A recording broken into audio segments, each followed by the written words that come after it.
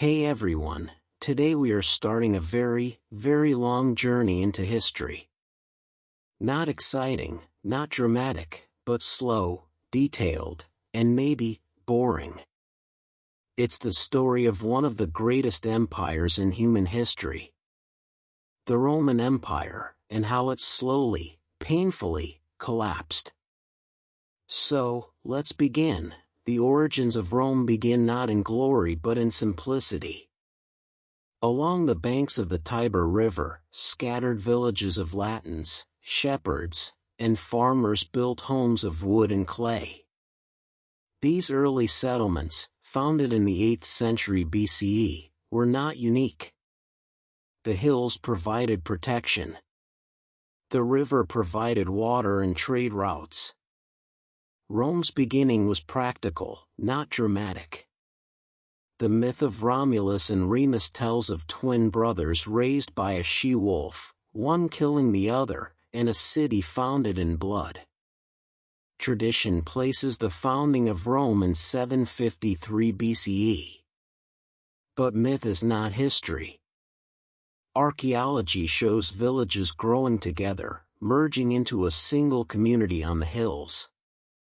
The Etruscans to the north brought influence, their kings and culture shaping early Rome. The Roman monarchy, according to tradition, had 7 kings. Romulus, the founder. Numa Pompilius, the priestly ruler. Tullus Hostilius, the warrior. Ancus Marcius, the builder. Tarquinius Priscus, the Etruscan innovator. Servius Tullius, the reformer. Tarquinius Superbus, the tyrant. Fact and legend blur. But what matters is that early Rome had kings, temples, walls, drains, and rituals. In 509 BCE the monarchy fell. The story of Lucretia's dishonor and the uprising against Tarquin the Proud marks the end of kingship. Rome became a republic. Power shifted to magistrates, elected annually, led by 2 consuls. The Senate advised.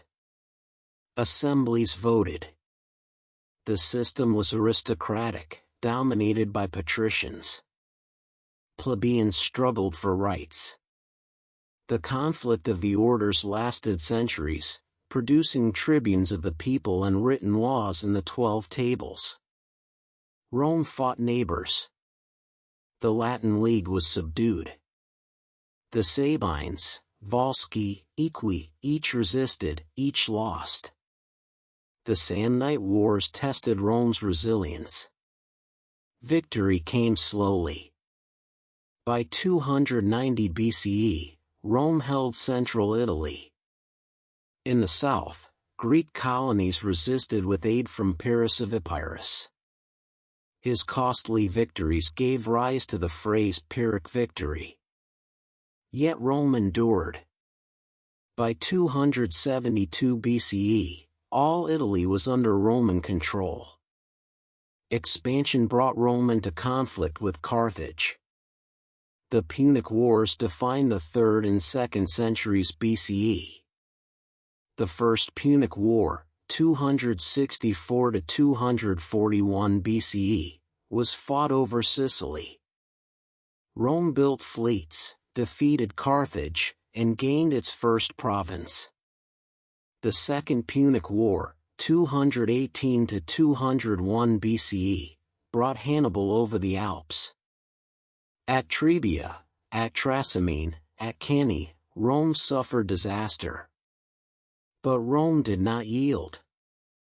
Fabius the Delayer harassed Hannibal.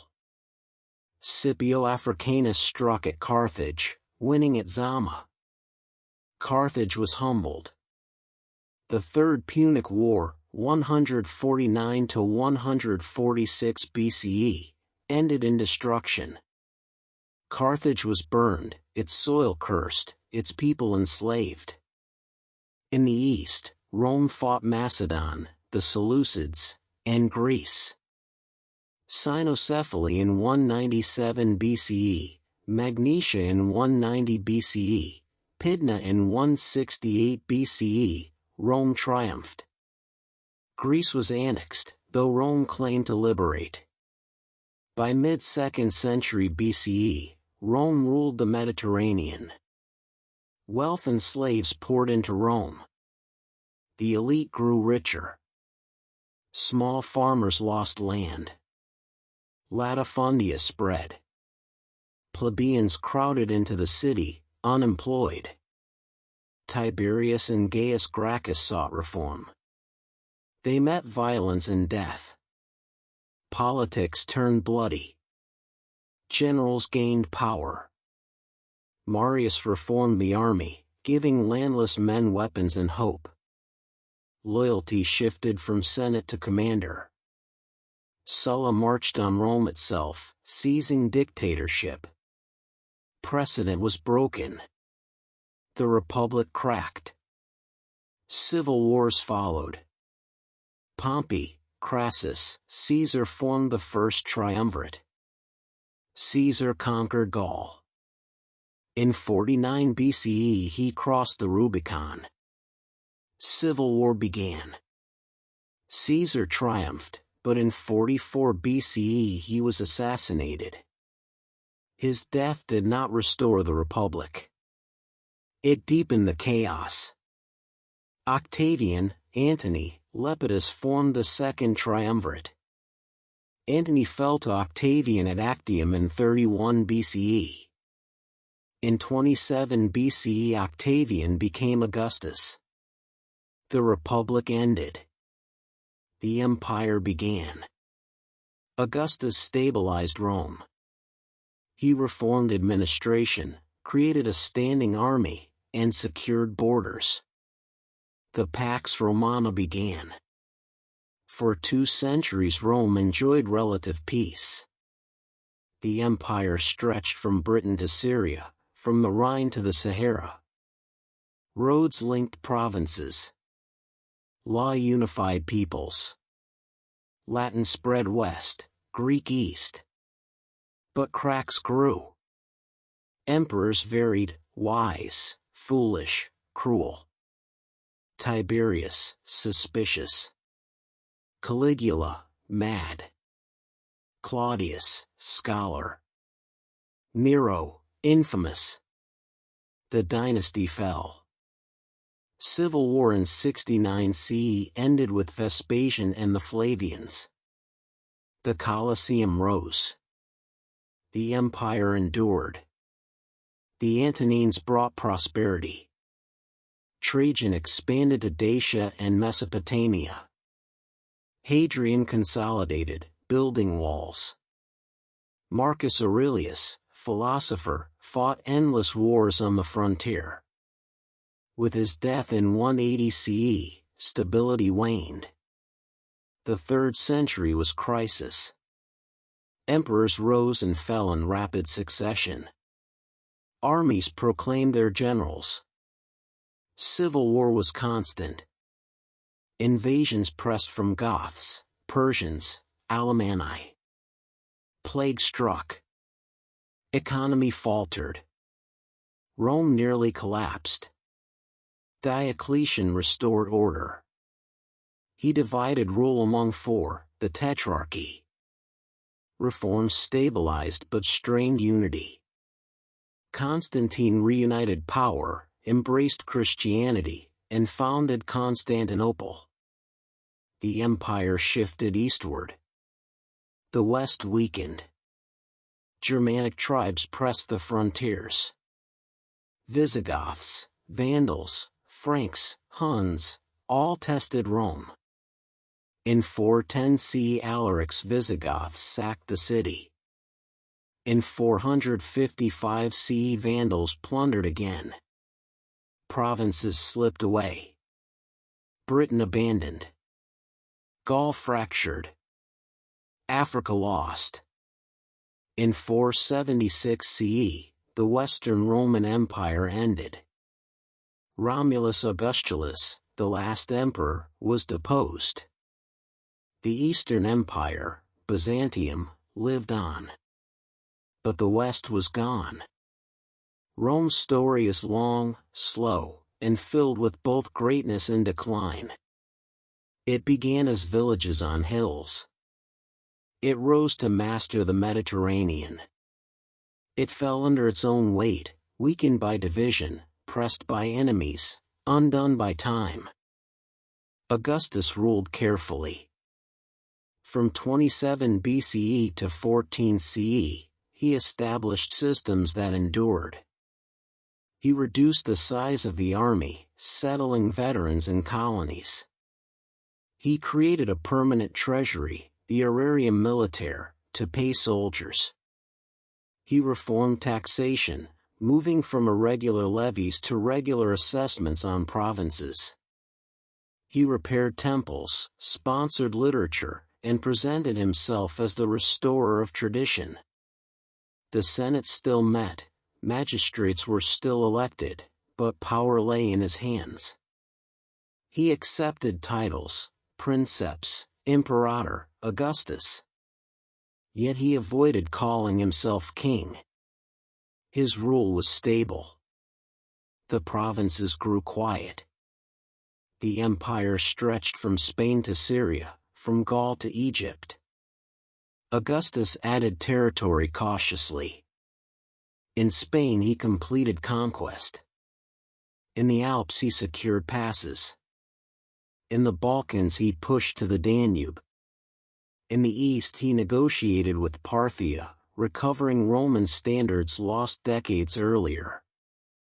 One great disaster came in 9 CE, when Varus and 3 legions were destroyed in the Teutoburg forest. Augustus lamented, "Quinctilius Varus, give me back my legions." After this, expansion into Germany was halted. Tiberius succeeded, ruling from 14 to 37 CE. He was an able general, cautious in administration, but suspicious. He strengthened finances, leaving a surplus. Yet his later years were marked by withdrawal. He retired to Capri, leaving power to the Praetorian prefect Sejanus, whose ambitions ended in his execution. Tiberius died in 37 CE. Caligula followed, ruling from 37 to 41 CE. At first generous, he soon became infamous. Ancient sources describe extravagance, cruelty, and madness. He increased spending, demanded divine honors, and alienated senators. He was assassinated by the Praetorian Guard in 41 CE. Claudius, overlooked because of physical impairments, became emperor in 41 CE. He proved capable. He annexed Britain in 43 CE, adding a new province. He built aqueducts and extended Roman citizenship. He relied on freedmen as administrators. Palace intrigues marked his reign. In 54 CE he died, perhaps poisoned by his wife Agrippina, who sought power for her son. Nero, Agrippina's son, ruled from 54 to 68 CE. Early years under guidance were stable. Later years brought extravagance and cruelty. The Great Fire of Rome in 64 CE destroyed much of the city. Nero blamed Christians, beginning persecutions. Revolts spread, in Judea, in Gaul, in Spain. The Senate declared him a public enemy. He fled and committed suicide in 68 CE. Civil war followed. 69 CE was the year of the 4 emperors. Galba, Otho, Vitellius, and finally Vespasian. After chaos, Vespasian secured power. He founded the Flavian dynasty, ruling from 69 to 79 CE. He restored order, reformed finances, and began construction of the Colosseum. His son Titus succeeded, ruling from 79 to 81 CE. His short reign saw disasters: the eruption of Mount Vesuvius in 79 CE, destroying Pompeii and Herculaneum, and a great fire in Rome. He was succeeded by Domitian, ruling from 81 to 96 CE. Domitian expanded the empire, built extensively, but ruled autocratically. He was assassinated in 96 CE. The Senate chose Nerva, beginning the period of the 5 good emperors. Nerva, ruling from 96 to 98 CE, adopted Trajan as heir. Trajan, ruling from 98 to 117 CE, expanded Rome to its greatest extent. He conquered Dacia, bringing wealth and gold. His campaigns in the east reached Mesopotamia, though later abandoned. He built Trajan's Forum, markets, and Column. He was remembered as Optimus Princeps, the best ruler. Hadrian succeeded, ruling from 117 to 138 CE. He abandoned eastern conquests, focusing on consolidation. He traveled widely across the empire, inspecting provinces. In Britain he built Hadrian's Wall. He reformed administration, codified laws, and supported the arts. He died in 138 CE. Antoninus Pius, ruling from 138 to 161 CE, presided over peace and prosperity. His reign was stable, marked by legal reforms and economic growth. He rarely left Italy. His successor, Marcus Aurelius, ruled from 161 to 180 CE, alongside Lucius Verus until 169 CE. Marcus, the philosopher-emperor, wrote Meditations.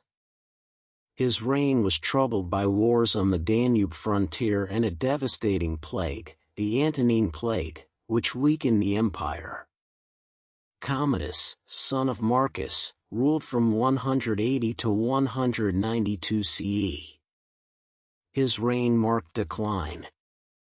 He styled himself a gladiator, fought in the arena, and neglected governance. Assassinated in 192 CE, his death ended the Antonine dynasty. The year 193 CE saw turmoil again. Pertinax ruled briefly before being murdered. Didius Julianus purchased the throne but was soon deposed. Septimius Severus emerged victorious, founding the Severan dynasty. He ruled from 193 to 211 CE, strengthening the army, raising soldiers' pay, and relying on military loyalty. His sons Caracalla and Geta succeeded. Caracalla murdered Geta, ruling alone. In 212 CE he issued the Constitutio Antoniniana, granting citizenship to all free inhabitants of the empire. His reign was marked by heavy taxation and military spending. He was assassinated in 217 CE. The Severan dynasty weakened. Elagabalus, eccentric and religiously controversial, ruled from 218 to 222 CE. He was killed.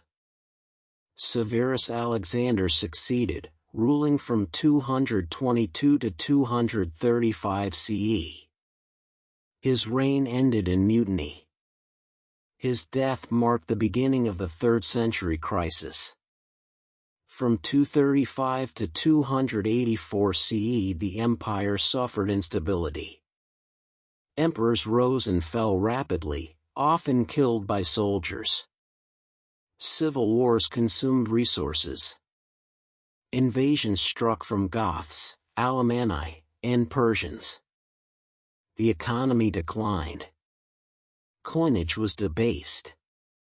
Population fell due to plague. Decius, emperor from 249 to 251 CE, launched persecutions of Christians. He died in battle against Goths.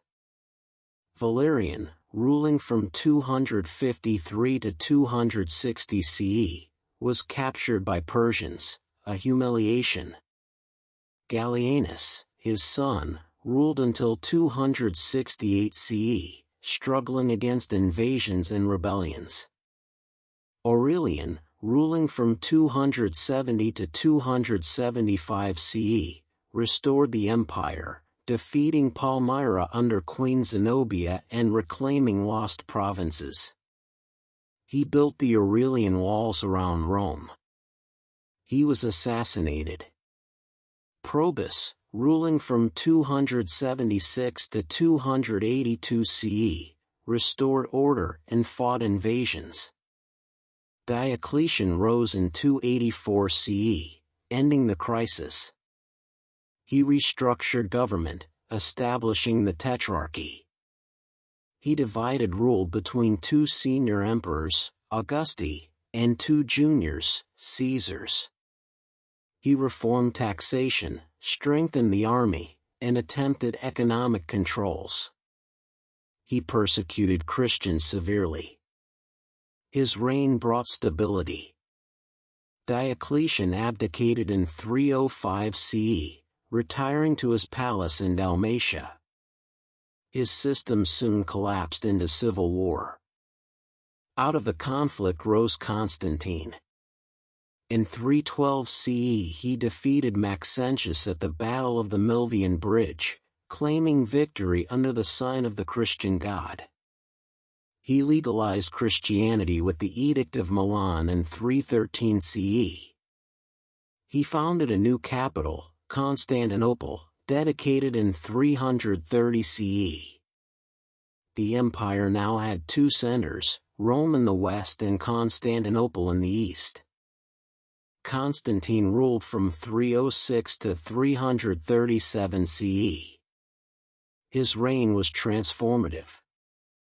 After years of civil wars, he established sole control by defeating rivals, Maxentius in 312 at the Milvian Bridge, Licinius in 324.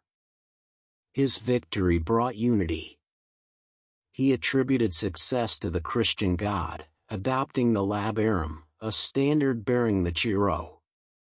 He granted toleration to Christians through the Edict of Milan, ending centuries of persecution. He favored the Church with privileges and land, though he delayed baptism until his death. He reorganized administration. He strengthened the army, relying on mobile field units and frontier garrisons. He created new gold coinage, the solidus, which stabilized currency for centuries. He moved the imperial capital east. In 330 CE he dedicated Constantinople, built on the site of Byzantium, with forums, palaces, and churches. The shift reflected reality. The East was wealthier, more defensible, and more central to trade. After Constantine's death, his sons divided the empire. Constantine II, Constans, and Constantius II ruled uneasily. Civil wars followed. Constantine II died in conflict with Constans, who later was killed by Magnentius. Constantius II remained, ruling until 361 CE. He fought wars with Persia and dealt with internal strife. He supported Arian Christianity, causing divisions. Julian, called the Apostate, succeeded in 361 CE. He rejected Christianity, attempting to revive pagan traditions. He reformed administration and prepared a campaign against Persia. In 363 CE he died in battle. Jovian succeeded briefly, restoring Christianity's position and making peace with Persia. Valentinian I became emperor in 364 CE, ruling the west, while his brother Valens ruled the east. Valentinian was strong, defending the Rhine frontier, founding cities, and reforming finances. He died in 375 CE. His sons, Gratian and Valentinian II, ruled the west. Valens faced disaster in the east. In 378 CE, at the Battle of Adrianople, the Goths crushed Roman forces. Valens was killed. The battle marked a turning point. Rome's legions were no longer invincible. Theodosius I became emperor of the East in 379 CE. He worked to stabilize the empire.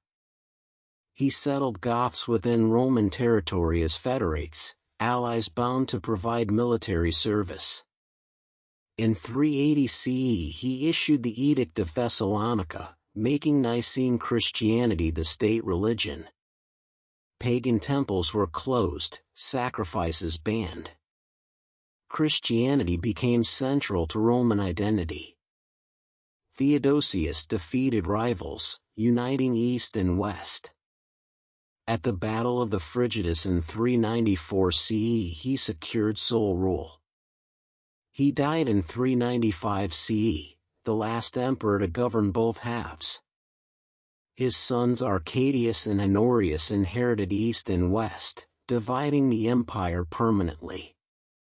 The East, centered on Constantinople, endured. The West weakened. Pressures grew. Germanic tribes, displaced by Huns, crossed into Roman lands. In 410 CE Alaric's Visigoths sacked Rome, shocking the world. Though the city survived, prestige was shaken. Provinces slipped away. Britain was abandoned by Roman troops around 410 CE. Gaul and Spain faced invasions. Africa remained vital but vulnerable. Honorius ruled the west from Ravenna, a city more defensible than Rome. His reign saw decline. Generals like Stilicho struggled to defend, but intrigue and betrayal weakened efforts. The East survived better, with stronger defenses and resources. The Vandals crossed into Africa in 429 CE, seizing Carthage in 439 CE. Rome lost its grain supply. The Western economy collapsed further. In 455 CE, the Vandals sacked Rome. The empire shrank. Provinces were carved by Visigoths, Vandals, Burgundians, and Franks. Ricimer, a general of Germanic origin, dominated politics in the mid-5th century, making and unmaking emperors. Stability was gone. Attila the Hun invaded, threatening both East and West. In 451 CE at the Battle of the Catalonian Plains, Roman forces under Aetius, with Visigothic allies, halted him. Rome survived but weakened. In 476 CE Romulus Augustulus, the last emperor of the West, was deposed by Odoacer, a Germanic leader. He sent imperial insignia to Constantinople, acknowledging the East. The Western Roman Empire ended. The Eastern Empire, later called Byzantium, continued. It preserved Roman law, administration, and tradition, though transformed by Greek culture and Christianity. The West fragmented into kingdoms that would form medieval Europe. Rome's fall was slow, stretching over centuries. From Augustus's stability to Constantine's transformation, from Adrianople's disaster to the sack of Rome, the empire weakened step by step. The East endured, but the West dissolved. After the permanent division of 395 CE, the Roman Empire followed two paths. The East, ruled from Constantinople, remained wealthier, more urban, and more defensible. The West, centered in Italy, was poorer, more rural, and harder to defend. The contrast defined the centuries that followed. Honorius ruled the West from 395 to 423 CE. His reign began with disaster. In 401 CE, the Visigoths under Alaric invaded Italy. Stilicho, a general of Vandal origin, defended Rome, winning battles at Pollentia and Verona. But resources were strained.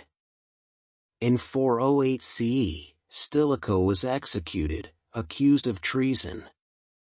With him gone, defenses weakened. In 410 CE, Alaric sacked Rome. For the first time in 800 years, the city fell to foreign forces. The sack was shocking but not total destruction. Still, it symbolized decline. Meanwhile, other groups crossed borders. In 406 CE, Vandals, Alans, and Suebi crossed the frozen Rhine into Gaul. They spread through the provinces, disrupting Roman control. Britain, isolated, was abandoned by Roman troops around 410 CE. Roman officials told the cities to defend themselves. The empire could no longer provide protection. Constantius III, briefly emperor in 421 CE, married Galla Placidia, sister of Honorius. Their son, Valentinian III, ruled from 425 to 455 CE. His reign was long but weak. The real power lay with generals. Flavius Aetius, known as the last of the Romans, dominated politics and war. He allied with Huns early, using them against rivals. Later he opposed Attila the Hun when Attila invaded Gaul. In 451 CE, at the Battle of the Catalonian Plains, Aetius led Romans and Visigoths to victory, halting Attila. Rome was saved, but only briefly. In 454 CE, Aetius was murdered by Valentinian. The next year Valentinian himself was assassinated. In 455 CE, the Vandals sacked Rome. Unlike Alaric, they plundered for 2 weeks, taking wealth and captives. The Western Empire shrank further. Africa, seized by the Vandals, was a fatal loss. It had provided grain and revenue. Without it, finances collapsed. The later 5th century was marked by puppet emperors. Ricimer, a powerful general of Germanic descent, chose and removed emperors. Majorian, ruling from 457 to 461 CE, tried to restore the empire. He reformed administration and campaigned in Gaul and Spain. But his fleet to retake Africa was destroyed, and Ricimer deposed him. The empire staggered. Provinces fell to barbarians. The Visigoths ruled in Gaul and Spain. The Vandals held Africa. The Burgundians, Suebi, and Franks carved out territories. Italy itself faced invasions from Odoacer, a Germanic leader, and later the Ostrogoths. By 476 CE, the Western Empire was only Italy, with little power. Romulus Augustulus, placed on the throne by his father Orestes, ruled briefly. Odoacer deposed him, sending imperial regalia to Constantinople. The Senate declared that one emperor, in the east, was enough. The Western Roman Empire ended. The Eastern Empire, however, survived. Known later as the Byzantine Empire, it preserved Roman traditions in a new form. Constantinople was defensible, protected by strong walls and water on 3 sides. The East had wealth from Egypt, Syria, and Asia Minor. Its cities remained active, its economy more stable. Zeno ruled the East in 476 CE, receiving Odoacer's acknowledgement. The West was gone, but the East continued. In the 6th century, Justinian I sought to reconquer lost provinces. His general Belisarius defeated the Vandals in Africa, reclaimed Italy from the Ostrogoths, and fought Persians in the east. Justinian codified Roman law in the Corpus Juris Civilis, a foundation for later European law. He built Hagia Sophia, a grand church in Constantinople. But the empire's resources were strained. The reconquests were temporary. After Justinian's death in 565 CE, pressure mounted. Lombards invaded Italy. Slavs and Avars raided the Balkans. Persians pressed from the east. Later, Arab conquests took Syria, Egypt, and North Africa. The Byzantine Empire survived, though diminished. It became more Greek in language and culture, though it called itself Roman.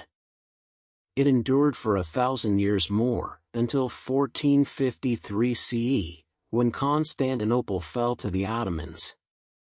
In the west, new kingdoms rose. The Visigoths in Spain, the Franks in Gaul, the Ostrogoths, and later Lombards in Italy. Roman institutions mixed with Germanic traditions.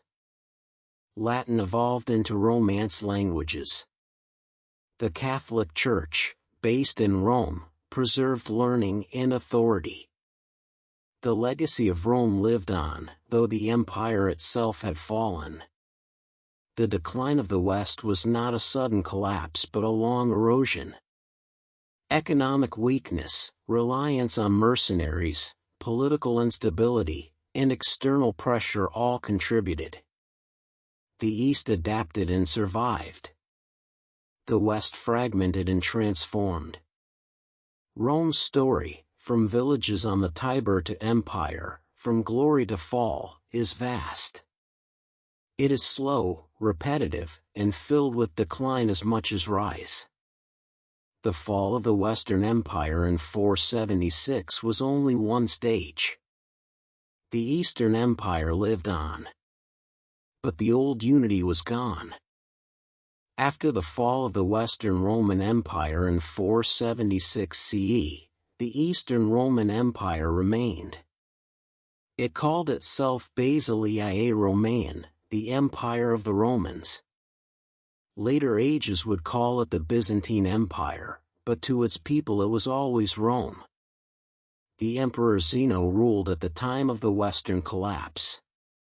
Odoacer in Italy acknowledged his nominal authority. The Ostrogoths, under Theodoric, soon replaced Odoacer, ruling Italy as federates of the empire. In practice, the West was gone, but Constantinople maintained symbolic supremacy.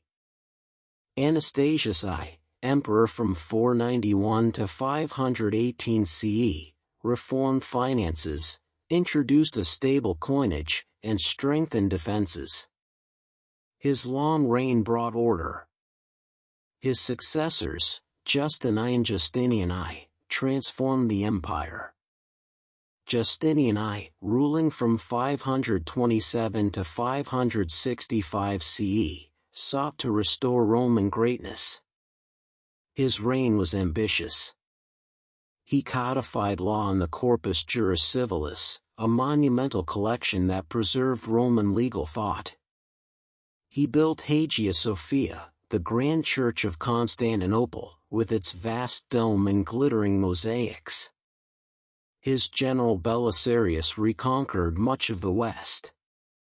In 533 to 534 he defeated the Vandals in Africa, restoring Carthage to imperial control. In Italy, wars from 535 to 554 subdued the Ostrogoths, though at great cost. In Spain, parts of the south were reclaimed. For a time, the Mediterranean was again a Roman lake. But Justinian's conquests strained resources. Plague struck in 541, killing perhaps millions. The economy faltered. After his death, much was lost. The Lombards invaded Italy in 568, taking large parts of the peninsula. Africa remained Roman but unstable. Spain soon fell again. The empire faced constant war with Persia. Under Heraclius, who ruled from 610 to 641, victory came after desperate struggle. In 622 to 628 he campaigned against the Sassanids, defeating them and restoring lost provinces. But as Persia collapsed, a new power rose, the Arabs. From 634 onward, Muslim armies swept across the Near East. Syria and Palestine fell. In 642 Egypt was lost, cutting off grain supply. North Africa and Spain followed in later decades. The empire was reduced, fighting for survival.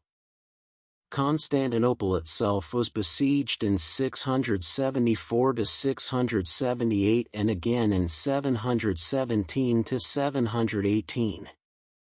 In both cases, the city endured, protected by its walls and by Greek fire, a weapon that burned even on water. The empire transformed. Latin faded, Greek became the language of government. The old Roman structures gave way to themes, military districts designed for defense.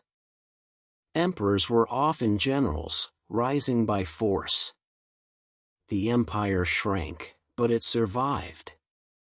In the 9th and 10th centuries, recovery came. Under Basil I and the Macedonian dynasty, the empire regained strength. Missionaries spread Christianity to the Slavs. Cyril and Methodius created an alphabet for their language. Bulgaria was subdued. The empire reconquered Crete and parts of Syria. Basil II, ruling from 976 to 1025, crushed the Bulgarians, earning the name Bulgar Slayer. Under him, the empire reached a peak of power once more. Yet decline returned. Internal struggles, aristocratic power, and new enemies weakened Byzantium. The Seljuk Turks defeated the empire at Manzikert in 1071, seizing most of Anatolia. The empire appealed to the West for aid. This appeal sparked the Crusades. In 1204, during the Fourth Crusade, Constantinople was sacked by Latin crusaders.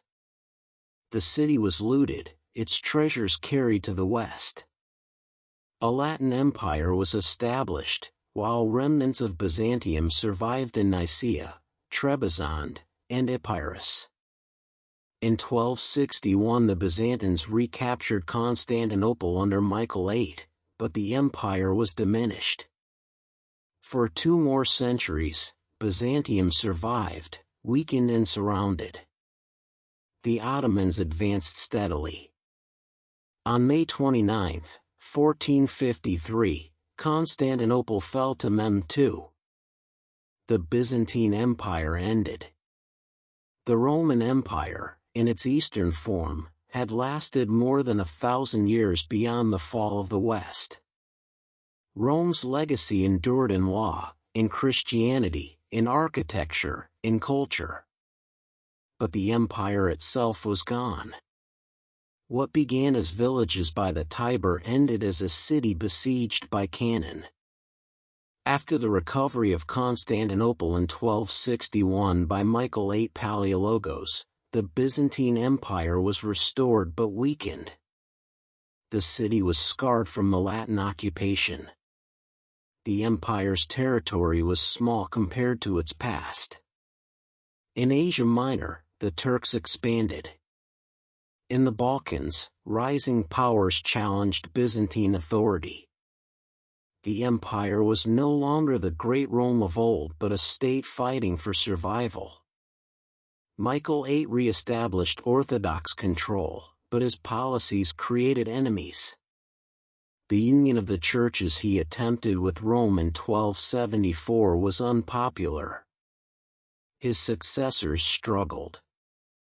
The economy declined. The Genoese and Venetians controlled much trade, leaving Constantinople dependent on foreign merchants. In the 14th century, civil wars and invasions deepened decline. The Ottomans advanced in Anatolia and into Europe. In 1354 they seized Gallipoli, crossing into the Balkans. Byzantine emperors became dependent on foreign aid, sending appeals to the West. Crusades were called, but they brought little help. By the early 15th century, the empire was reduced to Constantinople and a few scattered lands. In 1453, Mehmed II besieged the city. Cannons battered the walls. After weeks of resistance, the city fell on May 29. Constantine XI, the last emperor, died in battle. The empire was gone. But while Byzantium ended, its legacy influenced Europe. Greek scholars fled west, carrying manuscripts and knowledge. This helped spark the Renaissance in Italy. Byzantine traditions shaped Orthodox Christianity in Russia and the Balkans. The idea of Rome survived, even as the empire disappeared. Meanwhile, in Western Europe, new powers had long risen. After the fall of Rome in 476, kingdoms grew in former provinces. The Franks under Clovis established dominance in Gaul. The Visigoths ruled in Spain. The Ostrogoths in Italy were replaced by the Lombards. Anglo-Saxons settled in Britain. The Church grew as a central institution. The Bishop of Rome, later the Pope, gained influence. Monasteries preserved learning. Missionaries spread Christianity across Europe. Charlemagne, king of the Franks, was crowned emperor in 800 CE by the Pope, reviving the title of emperor in the West. His empire, though short-lived, symbolized continuity with Rome. The Middle Ages were marked by feudalism, where lords and vassals bound society. Castles, knights, and serfs defined life. The Church dominated religion, education, and politics. Pilgrimages and crusades shaped culture. Universities emerged. Cathedrals rose. Yet Europe remained fragmented. The Holy Roman Empire claimed to be Rome's heir but was divided. France and England developed as kingdoms. Spain fought to reclaim land from Muslims in the Reconquista. The Vikings raided and settled. By the 11th century, population grew. Towns revived. Trade expanded. The Crusades began in 1096, aiming to capture Jerusalem. For 2 centuries, crusading armies traveled east, leaving lasting impact. Constantinople, as seen in 1204, suffered from their ambitions. The late Middle Ages brought crisis. The Black Death in the 14th century killed millions. The 100 Years' War between England and France devastated lands. The Church faced schisms. But out of decline came change.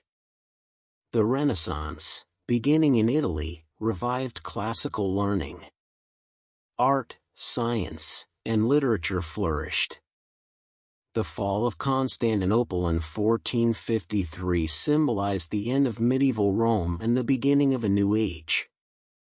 Explorers sought new routes. Columbus sailed west in 1492. Vasco da Gama reached India. The printing press spread knowledge. Rome, as empire, had ended. But Rome, as idea, continued. In law, in religion, in culture, Rome shaped Europe and beyond. The boring history of centuries was transformation, from empire to kingdom, from ancient to medieval, from medieval to modern. The Middle Ages stretched for nearly 1,000 years between the fall of the Western Roman Empire and the dawn of the modern world. It was an age of kings and knights, peasants and priests, castles and cathedrals. It was also slow, uneven, and filled with long processes that unfolded over centuries. In the early Middle Ages, roughly from the 5th to the 10th century, Europe was fragmented. Roman authority had vanished. Germanic kingdoms filled the space. The Franks under Clovis in the late 5th century created a powerful realm in Gaul. The Visigoths ruled in Spain until they fell to Muslim conquerors in the early 8th century. The Ostrogoths and later the Lombards ruled Italy. Anglo-Saxons settled in Britain, forming small kingdoms. The Catholic Church grew steadily. Monks preserved Latin texts in monasteries. The rule of Saint Benedict, written in the 6th century, guided monastic life. Popes asserted authority, though often weak in worldly power, they claimed spiritual supremacy. Christianity spread to new lands: Ireland, Anglo-Saxon England, Germany, Scandinavia. Charlemagne rose in the 8th century. As king of the Franks, he expanded his empire across much of Western Europe. In 800 CE, Pope Leo III crowned him emperor, reviving the title in the West. His empire, later called the Carolingian Empire, symbolized continuity with Rome.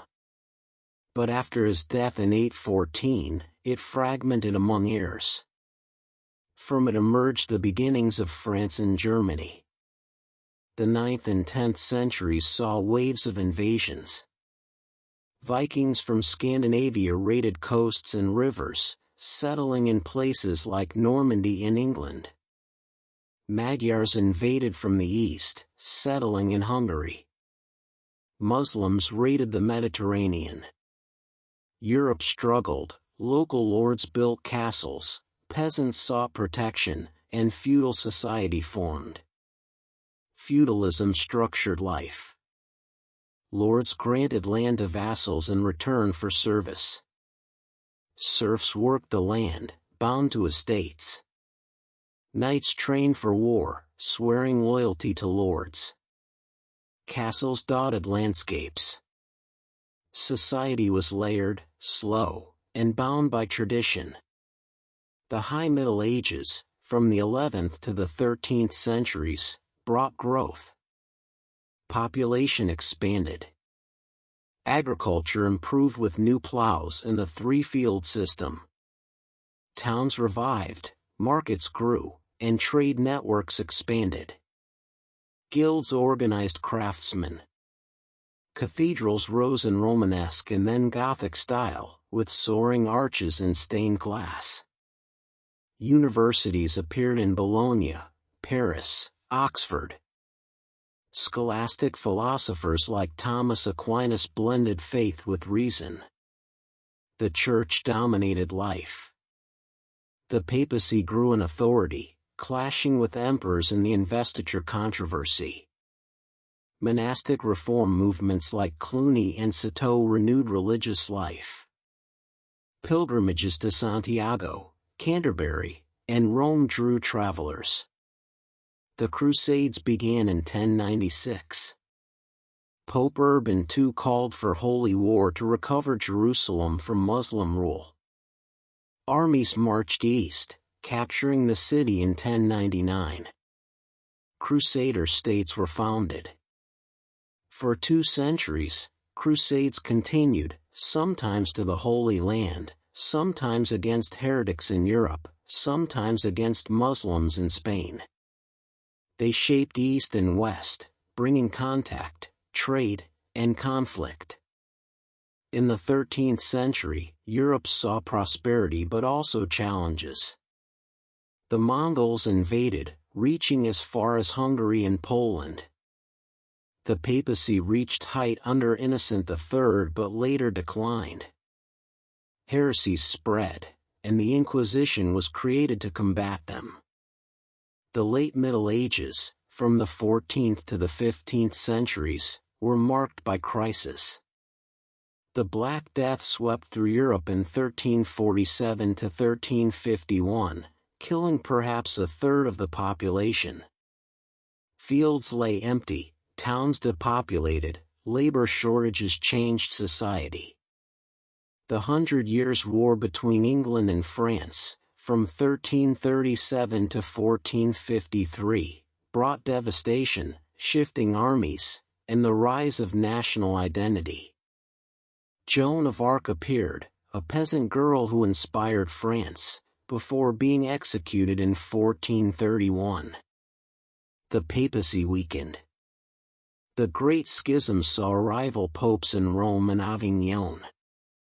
Confidence in the Church declined.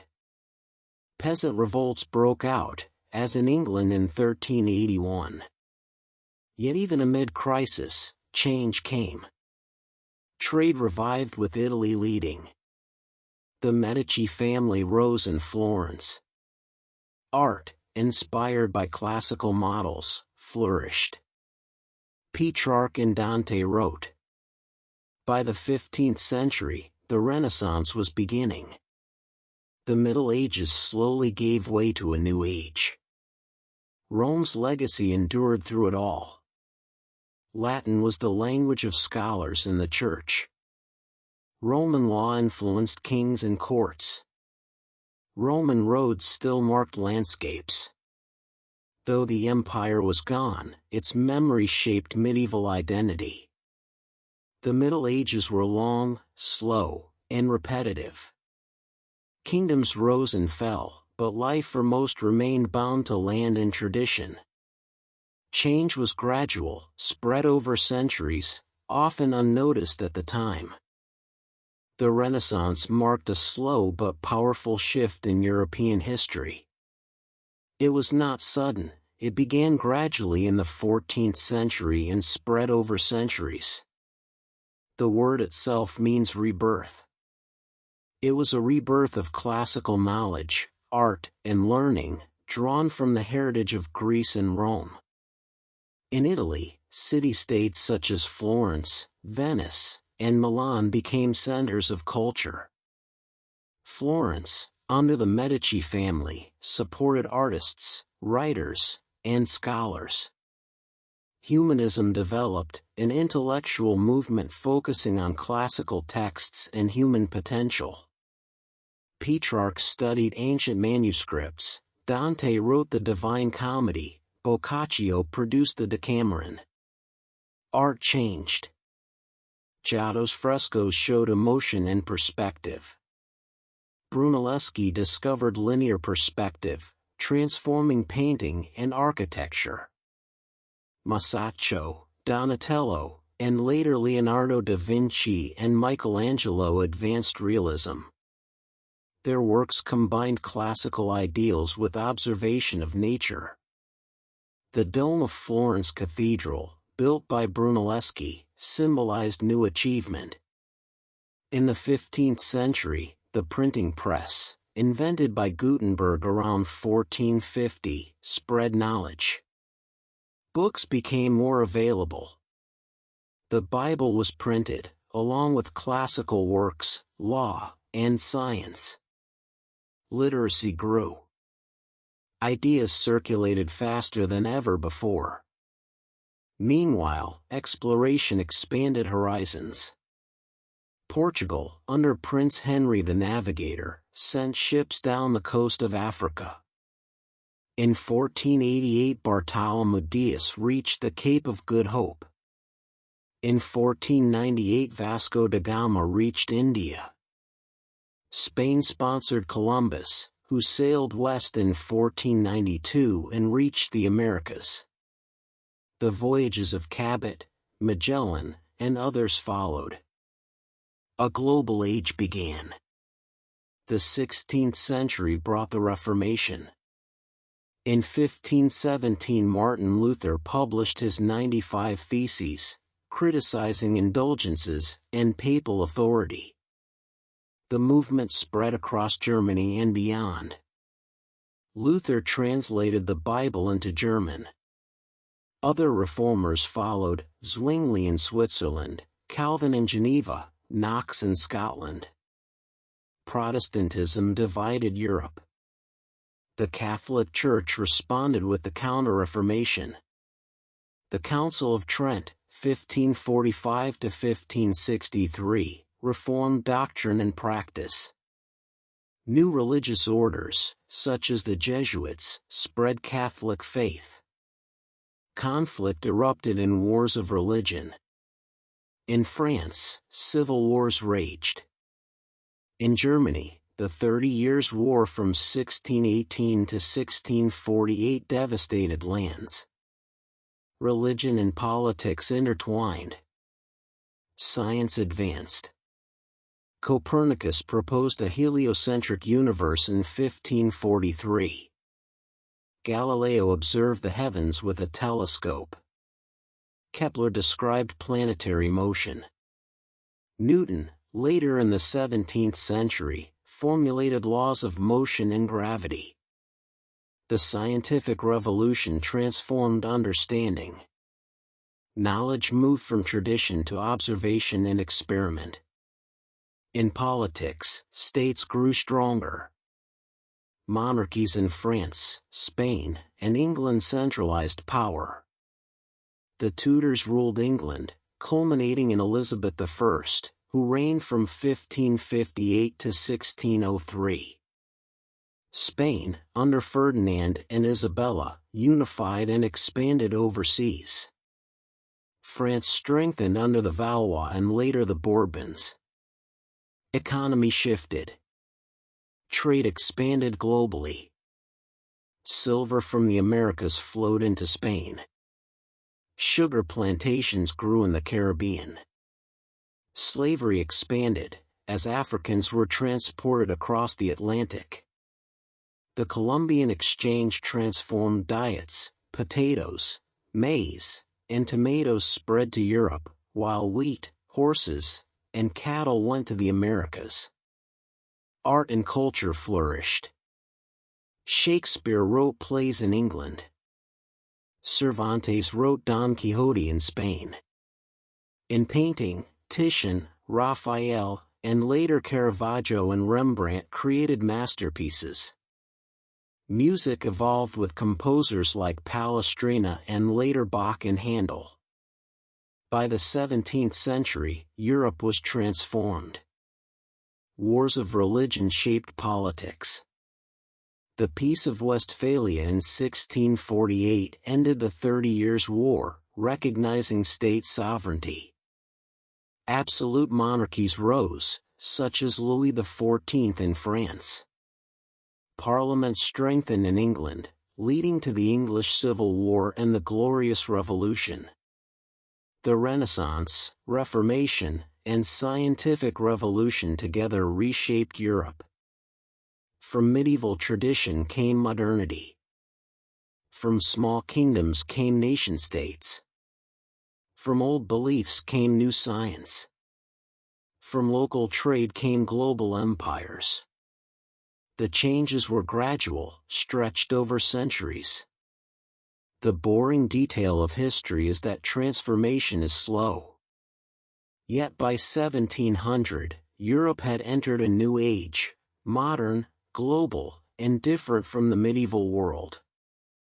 By the late 17th and early 18th centuries, Europe entered what historians call the Age of Enlightenment. It was not a sudden break but a continuation of Renaissance learning and the scientific revolution. Thinkers emphasized reason, observation, and progress. They questioned tradition and authority, focusing instead on human rights, liberty, and rational government. Philosophers such as John Locke argued that governments should be based on the consent of the governed, protecting life, liberty, and property. Montesquieu wrote of separation of powers in government. Voltaire criticized intolerance and praised freedom of speech. Rousseau argued for the social contract and the idea of general will. Diderot compiled the Encyclopédie, bringing knowledge together. Salons in Paris and other cities spread ideas. Coffeehouses became centers of discussion. Printing presses produced pamphlets and books. Knowledge reached wider audiences. At the same time, science advanced further. Newton's laws shaped physics. Chemistry developed under Lavoisier. Biology advanced with Linnaeus. Medicine slowly improved, though disease remained common. The Enlightenment emphasized the belief that progress was possible. These ideas influenced politics. In Britain, constitutional monarchy balanced parliament and king after the Glorious Revolution. In America, colonists embraced Enlightenment thought. In 1776, the Declaration of Independence, written by Jefferson, echoed Locke's principles.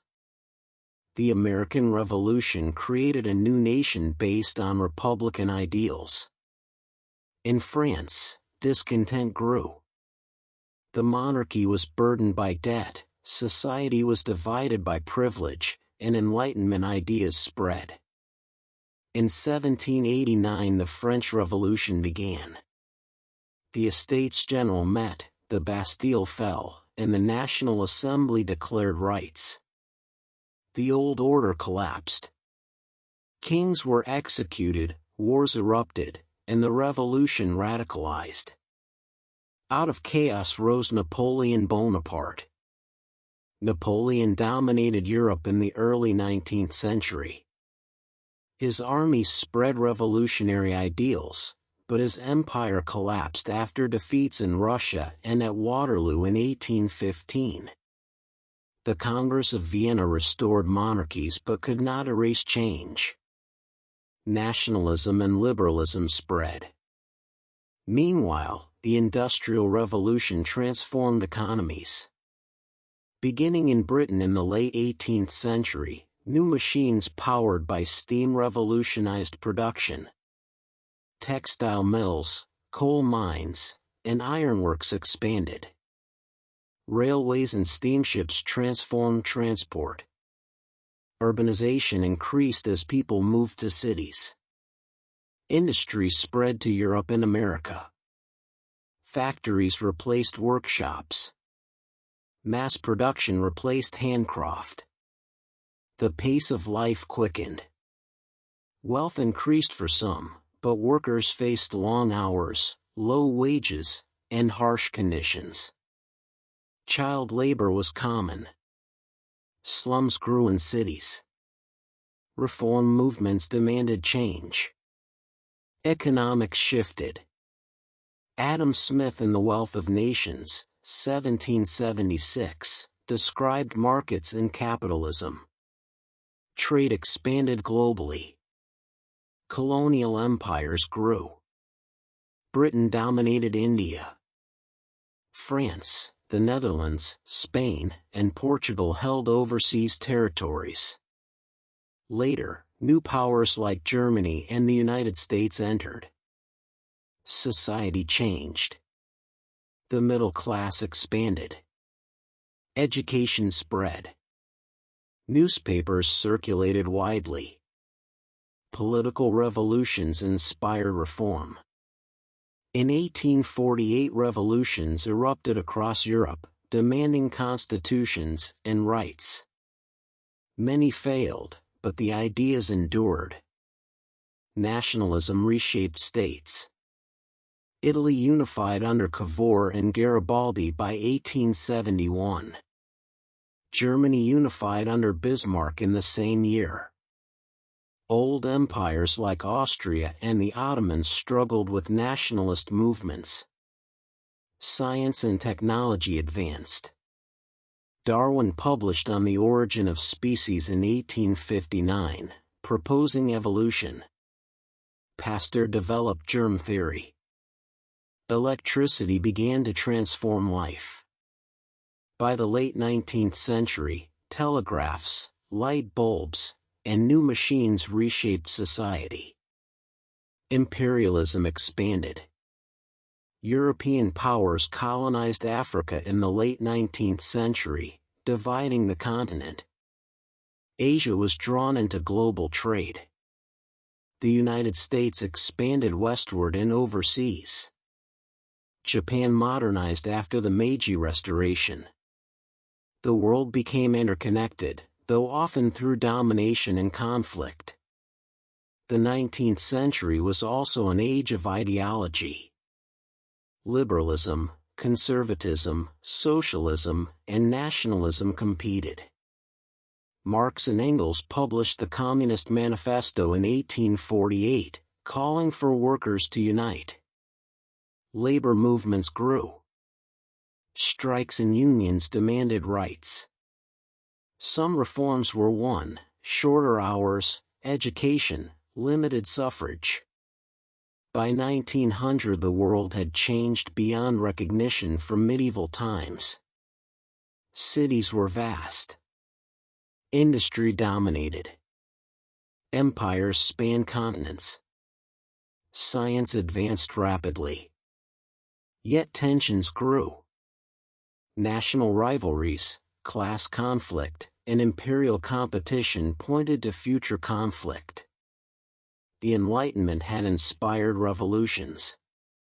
The Industrial Revolution had transformed economies and societies. The 19th century was both progress and turmoil, laying foundations for the 20th. The 20th century was one of the most transformative and destructive periods in human history. It brought world wars, revolutions, new ideologies, and rapid technological change.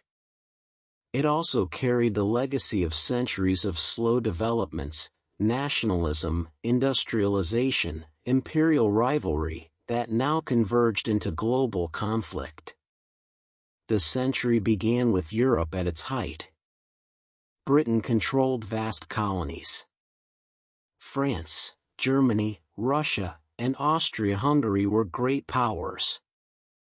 The United States was rising, Japan modernizing, and the Ottoman Empire declining.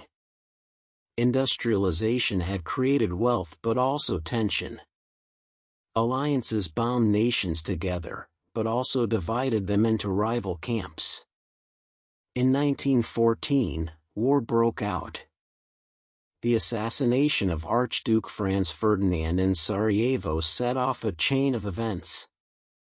The First World War began. On one side stood the Allies, Britain, France, Russia, later joined by the United States. On the other stood the Central Powers, Germany, Austria-Hungary, the Ottoman Empire. The war was unlike any before. Trench warfare along the Western Front created stalemate. New weapons, machine guns, poison gas, tanks, airplanes, changed battle. Millions died. Battles at Verdun, the Somme, and Ypres became symbols of slaughter. The Eastern Front shifted more, but Russia collapsed into revolution in 1917. The Bolsheviks, led by Lenin, took power, creating the Soviet Union. In 1918, Germany collapsed. The war ended with the armistice on November 11. The Treaty of Versailles in 1919 imposed harsh terms on Germany, redrawing borders, creating new states, and establishing the League of Nations. Yet peace was unstable. The 1920s brought brief recovery but also turmoil. The United States prospered in the Roaring Twenties. Europe rebuilt, but political extremism grew. Fascism rose in Italy under Mussolini. In Germany, resentment festered. The stock market crash of 1929 brought the Great Depression, deepening crisis worldwide. In the 1930s, Adolf Hitler rose to power in Germany. He promised to restore pride, rebuild the military, and overturn Versailles. His regime created a totalitarian state, persecuted Jews, and prepared for expansion. In Asia, Japan invaded China in 1937. The world moved toward another war. In 1939, Germany invaded Poland. Britain and France declared war. The Second World War began. Germany quickly conquered much of Europe. France fell in 1940. Britain resisted, surviving the Blitz. In 1941, Germany invaded the Soviet Union, while Japan attacked Pearl Harbor, bringing the United States into the war. The conflict was global. Battles raged in North Africa, the Pacific, and Europe. The Holocaust, the systematic murder of 6 million Jews, along with millions of others, marked the darkest chapter. Slowly, the Allies turned the tide. The Soviets held at Stalingrad in 1943. The Allies landed in Normandy in 1944. In 1945, Germany surrendered. In Asia, the war ended after the United States dropped atomic bombs on Hiroshima and Nagasaki. The war left devastation. Tens of millions were dead. Europe was shattered. The United States and Soviet Union emerged as superpowers. The Cold War began. From 1945 to 1991, the world was divided. The United States led the Western Bloc, promoting capitalism and democracy. The Soviet Union led the Eastern Bloc, promoting communism. Both sides built nuclear weapons, threatening destruction. Wars broke out in Korea, Vietnam, Afghanistan, and elsewhere as part of this rivalry. Europe rebuilt under the Marshall Plan. Germany was divided. NATO and the Warsaw Pact formed. Berlin became a symbol of division, split by the Berlin Wall in 1961. The Cold War was also a time of change.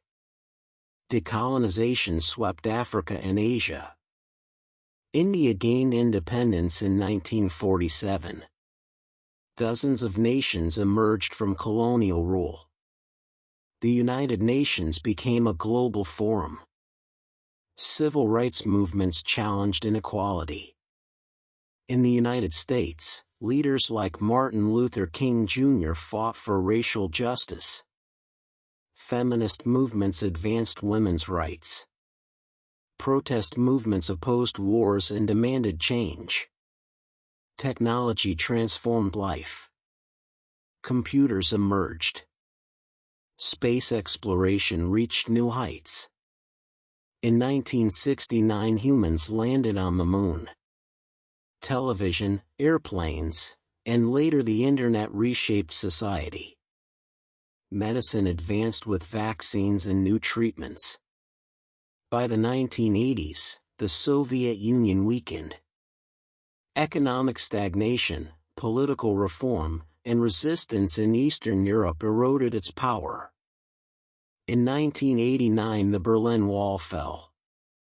In 1991, the Soviet Union collapsed. The Cold War ended. The United States stood as sole superpower. The 20th century closed with both optimism and uncertainty. Democracy had spread. Globalization linked economies. But conflicts continued, from the Middle East to Africa. Technology advanced rapidly, reshaping communication and culture. The century had seen empires fall, wars devastate, and societies transform. It was a time of destruction and rebuilding, decline and progress. Slow processes of centuries culminated in rapid change. White heavy check mark word count, 5030, approximate. The 21st century opened with hope and uncertainty. The Cold War had ended a decade earlier. The United States was the sole superpower. The European Union expanded. China grew economically. Technology advanced rapidly. Yet new threats emerged. In 2001, the September 11th terrorist attacks in the United States changed global politics. The destruction of the World Trade Center and attack on the Pentagon shocked the world.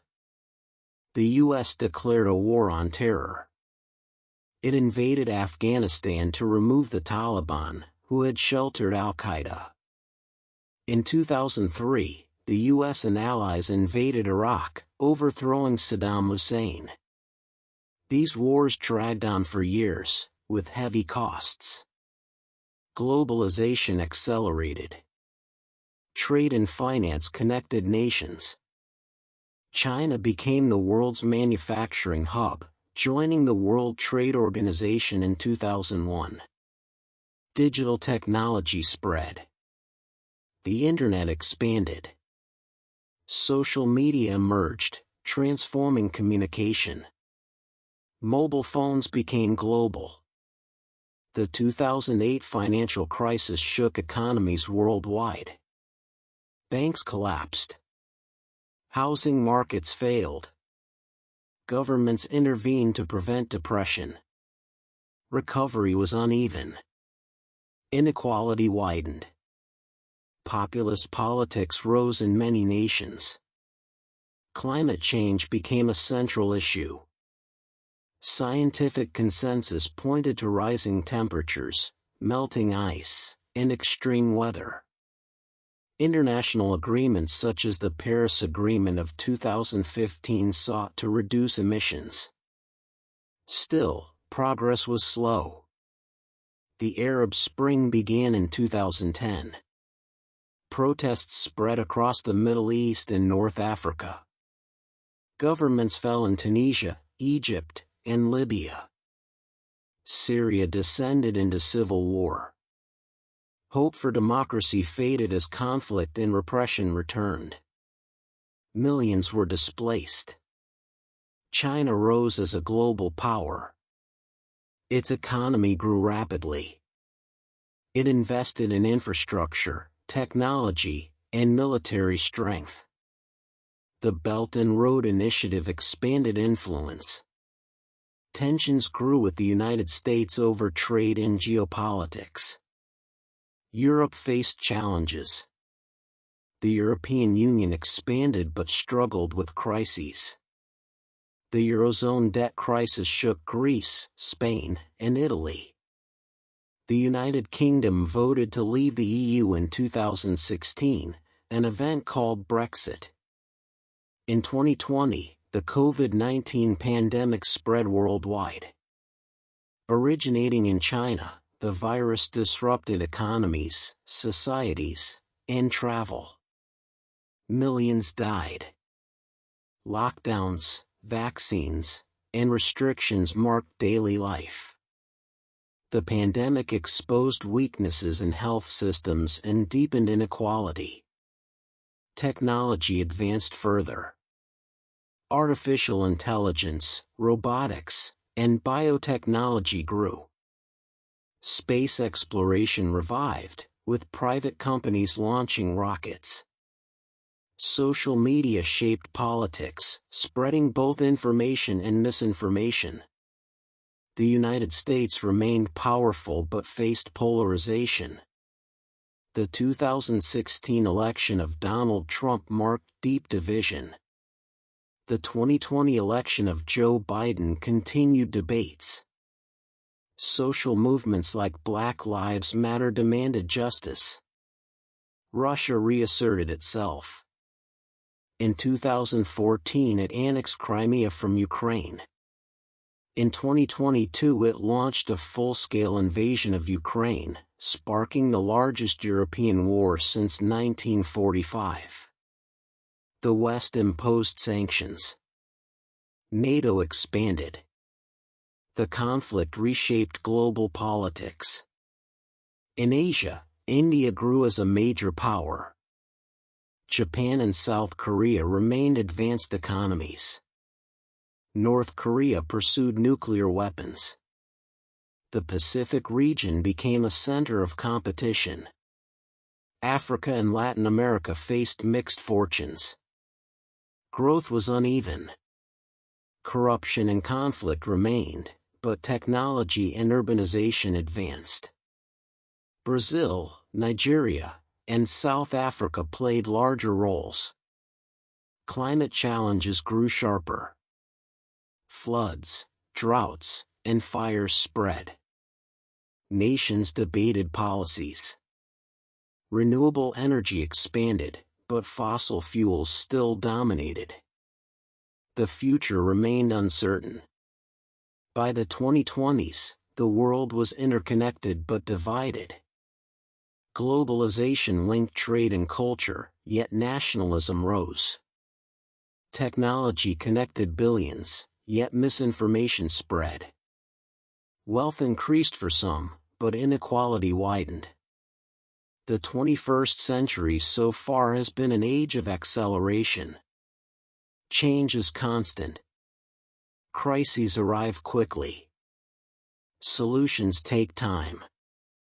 The boring history is that behind dramatic events, long trends continue: population growth, technological progress, shifting power, environmental strain. The century is still young. Its outcome is unwritten. But its first decades have shown a world struggling with both old problems and new challenges. Historians often study the past, but the patterns of history also allow us to imagine the future as if it were already written. The slow processes of change, demographics, technology, climate, and power, continue. To describe them in the boring rhythm of history is to treat tomorrow as if it were yesterday. By the mid-21st century, the world's population is projected to reach nearly 10 billion. Growth will slow, but pressures will increase. Africa will expand most rapidly. Europe will age. Asia will remain populous. Migration will continue. Cities will grow larger, with megacities of tens of millions. Technology will spread further. Artificial intelligence will enter daily life. Automation will replace some work, creating new tasks and eliminating old ones. Biotechnology will advance medicine. Lifespans may lengthen, though inequality will remain. Space exploration will expand, with stations, colonies, and mining beyond Earth. Yet change will be gradual, shaped by economics and politics. Climate change will deepen. Rising seas will threaten coasts. Heat waves and storms will grow. Agriculture will shift. Nations will argue over responsibility. Agreements will be signed, broken, and revised. Renewable energy will expand, but fossil fuels will linger. Adaptation will be uneven, rich nations investing more, poorer nations suffering more. Power will shift. The United States may remain strong, but China, India, and other states will compete.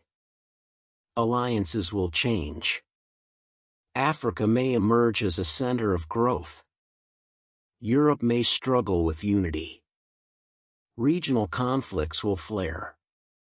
Cooperation and rivalry will mix, as in centuries past. By 2100, the world will look different but familiar. Cities will dominate landscapes. Technology will be woven into life. Climate will be altered. Cultures will blend. Nations will rise and fall. Humanity will adapt, slowly, unevenly, as always. The boring truth is that history never ends suddenly. It stretches, layer upon layer, with continuity as much as change. The Roman Empire fell, but Byzantium endured. The Middle Ages faded, but Renaissance grew. The 20th century ended, and the 21st began. The future will become history in the same way, gradual, repetitive, and shaped by long processes. Generations will live and die within patterns larger than themselves. Thus the story closes not with a dramatic conclusion but with the steady reminder, history is always unfolding. What seems like an end is only another stage.